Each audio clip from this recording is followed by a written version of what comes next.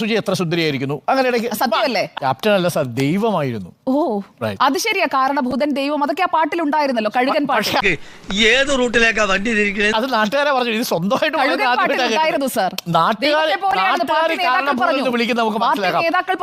നാട്ടുകാർ ഞാൻ ദൈവമാണ് എന്ന് പറയുന്നത് മറ്റെന്തോ ഒരു പ്രശ്നമാണ് സുജയ.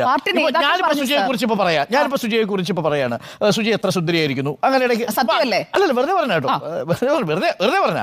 അപ്പൊ അങ്ങനെ സുന്ദരിയായിരിക്കുന്നു എന്ന് പറയാം. അപ്പൊ സുജയ ഞാൻ സുന്ദരിയാണെന്ന് പറയുന്നതും ഞാൻ സുന്ദരിയാണെന്ന് പറയുന്നതിൽ തമ്മിൽ വ്യത്യാസമുണ്ട്.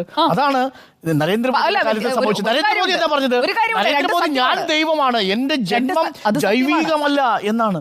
അദ്ദേഹം ഞാൻ ദൈവമാണ് എന്നല്ല, ദൈവമാണ് എന്നെ തെരഞ്ഞെടുത്ത് അയച്ചതെന്നാണ് പറഞ്ഞത്. ഞാൻ ദൈവമാണ് എന്ന് നരേന്ദ്രമോദി പറഞ്ഞു. എന്റെ ജന്മം ജൈവികമാണെന്നാണ് കരുതിയിരുന്നത്. അയച്ചു എന്നാണ് പറഞ്ഞത്. ജൈവികമായ കാര്യമല്ല. അതൊരു